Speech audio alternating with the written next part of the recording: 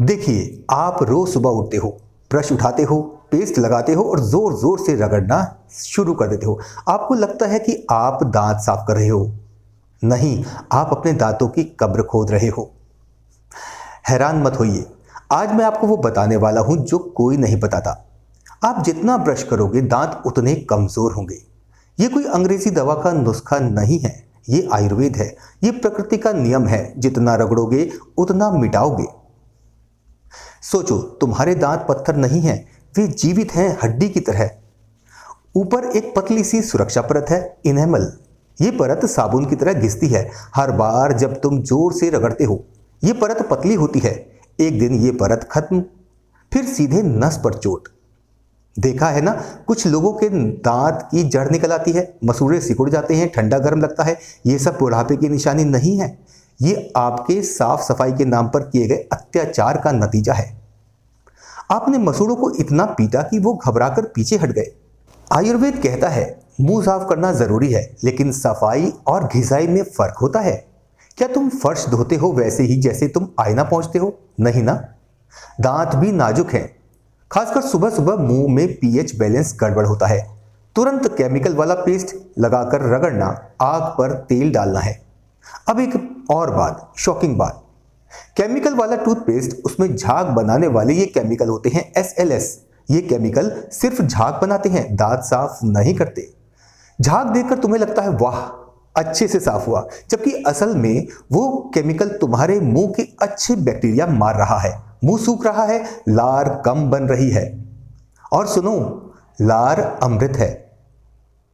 लार ही पहला पाचक रस है, लार ही दांतों की रक्षक है। केमिकल वाला पेस्ट लार खत्म करता है, लार खत्म, एसिड बढ़ा, कीड़ा लगा, दांत हो गया खोखला, फिर गिर गया। तो ब्रश करना दांत बचाता है या गिराता? सोचिए। आयुर्वेद में क्या है? दातुन, हाँ वही नीम या बबूल की छोटी सी टहनी। आप इसे दांत से धीरे धीरे चबाते हो तो ये दो काम करती है। पहला, ये मसूड़ों की मालिश करती है, दबाव नहीं डालती ज्यादा। दूसरा, इसमें कसैले और कड़वे तत्व होते हैं जो कीटाणु को मारते हैं, केमिकल से बेहतर है। दातुन का तरीका समझो। आप जोर से रगड़ते नहीं हो, आप धीरे धीरे दबाते हो। इससे मसूड़ों में खून का संचार बढ़ता है, फेफड़े मजबूत होते हैं, जड़ मजबूत होती है। पेड़ की जड़ अगर मजबूत हो तो तूफान भी नहीं गिरा सकता, यही तो सूत्र है। पर अगर दातुन नहीं मिले तो क्या करें? सॉफ्ट ब्रश लीजिए, बेबी ब्रश जैसा। पेस्ट मत लगाओ, सिर्फ पानी से ब्रश करो या सहना नमक लगाओ। और हाँ, उंगली से मालिश जरूर करनी है। तेल से सरसों का तेल, नारियल का तेल या तिल का तेल, कोई सा भी ले सकते हैं। रात को सोते वक्त एक बूंद तेल उंगली पर लो और मसूड़ों पर हल्की हल्की मालिश करो। ये तेल मालिश जादू है, जादू। इससे दांत हिलना बंद हो जाते हैं, पायरिया ठीक हो जाता है। पर लोग ये नहीं करते क्योंकि ये फैंसी नहीं है ना। लोगों को चमकता हुआ पेस्ट चाहिए, टीवी वाला, हीरो जैसी मुस्कान। भाई, हीरा अगर जड़ से ही टूट जाए तो क्या फायदा? दांत सफेद होने से ज्यादा जरूरी है दांत का जुड़ा रहना। अब एक और गलती सुनिए, कुल्ला करने का गलत तरीका। खाना खाने के बाद तुरंत ब्रश करना सबसे बड़ी गलती है। खाने में एसिड होता है, खासकर फलों में। एसिड ने इनेमल को नरम कर दिया और तुमने ऊपर से ब्रश से उसे घिस दिया, तो समझो इनेमल का क्या हाल होगा।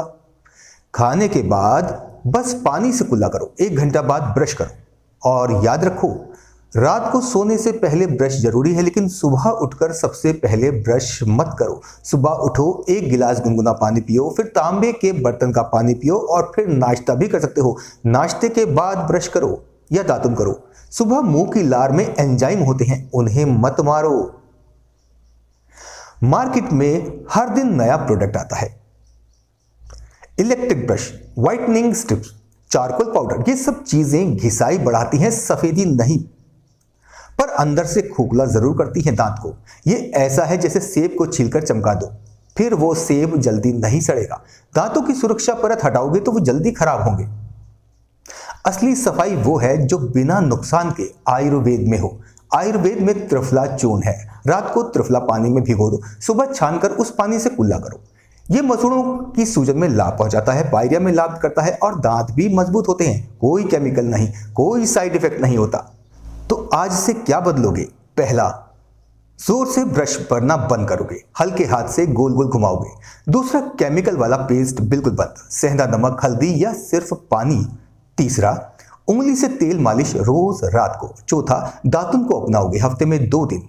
पांचवा, खाने के तुरंत बाद ब्रश मत करो।